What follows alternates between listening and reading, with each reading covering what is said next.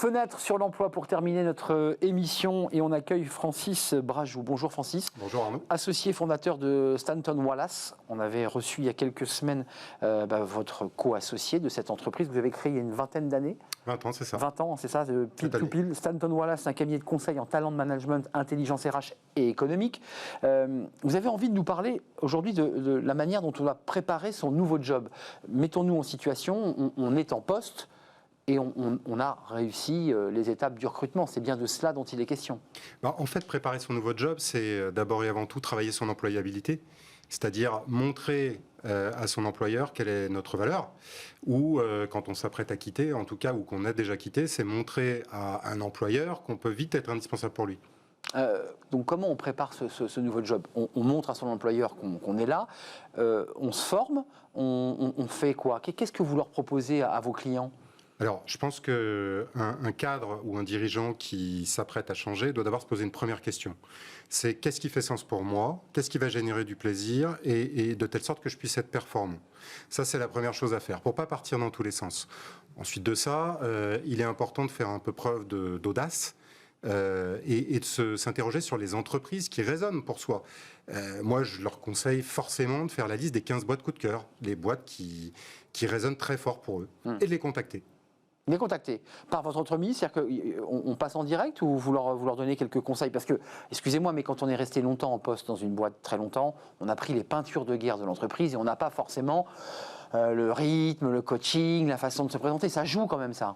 Alors moi, je pense que pour les contacter, ils ont plusieurs moyens. Les chasseurs de tête en font partie, mais pas seulement. Leur réseau, donc c'est très important de développer leur réseau, de prendre contact avec des gens qui sont dans ces entreprises coup de cœur et qui résonnent pour eux. Et puis, bien sûr, regarder l'actualité économique de ces entreprises pour voir quelles sont celles qui peuvent se développer et avoir besoin de talents comme eux. À partir de là, tous les moyens sont bons pour prendre contact avec l'entreprise et le réseau marche très fort.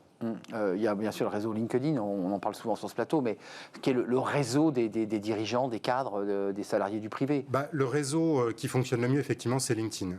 Après ça, chaque cadre dirigeant a un réseau issu d'années de travail, de collaboration, des anciens patrons, des anciens collègues, et c'est tous ces gens-là qu'il faut activer, leur faire passer son CV et partager avec eux ses envies, ses rêves.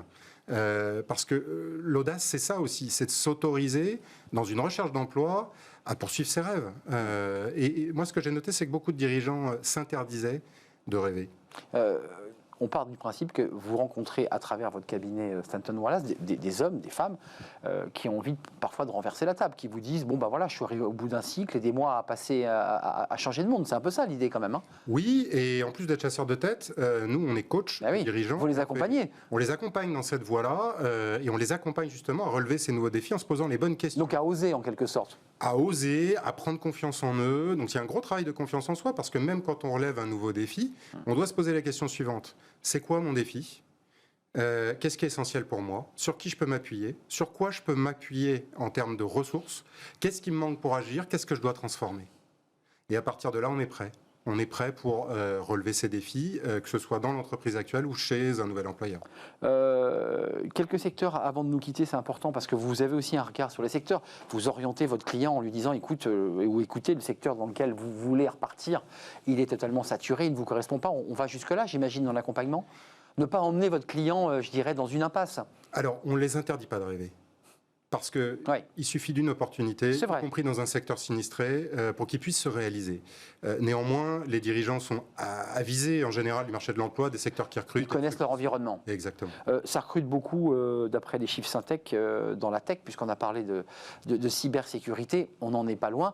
247 000 recrutements, mais on n'a jamais autant recruté dans la tech. Oui, l'APEC a annoncé effectivement 247 000 recrutements de cadres en 2021, c'est 8% de plus que l'année dernière, mais ça reste quand même 12% de moins qu'en 2019. Donc s'il y a un rebond du marché de l'emploi des cadres, il faut tout de même rester prudent, puisque d'une part, les chiffres de l'emploi cadre, création d'emplois cadres aux États-Unis sont assez déceptifs. Ils devaient créer 750 000 emplois, ils en ont créé 250 000. Et en général, ce qui se passe aux États-Unis nous arrive un petit peu après. Donc, restons prudents et méfiants. Donc, prudents et méfiants, ça veut dire qu'il faut un tout petit peu matiner cette euphorie de rentrée que vous avez forcément vue à la télé, dans les médias. On vous a dit, mais c'est la relance, c'est les 20 glorieuses. Vous dites, attention, soyons prudents. Oui. Les chiffres des recrutements de cadres nous indiquent qu'il faut être prudent. Attention, soyons prudents. Et puis, le lot commun des managers et des dirigeants aujourd'hui, c'est de naviguer dans l'incertitude. Donc, quel que soit le défi qui les attend, ils ne savent pas très bien comment ça va évoluer et on en est tous là. Donc, prudence. Donc prenez votre temps, réfléchissez aux enjeux essentiels d'un changement de poste, puisque c'est de ça dont on en a parlé, et faites-vous accompagner, parce que l'air de rien, c'est important aussi d'avoir un regard extérieur, j'imagine, qui vous amène... Ça aide en matière de confiance en soi. Exactement. C'était un plaisir de vous accueillir sur notre plateau, Francis Brajou, associé fondateur de Stanton Wallace. J'adore ce nom, Stanton Wallace. Merci de nous avoir rendu visite. C'est la fin de notre émission. Je vous remercie de votre fidélité, évidemment, de tous les messages sur LinkedIn et sur tous les réseaux sociaux. Je serai là demain, évidemment. Merci à Fanny Griesmer, merci à Margot Ruot, merci à Alice à la réalisation, merci à Saïd pour le son et à Guillaume qui l'accompagnait. C'était un vrai plaisir d'être avec vous. À demain. Bye bye.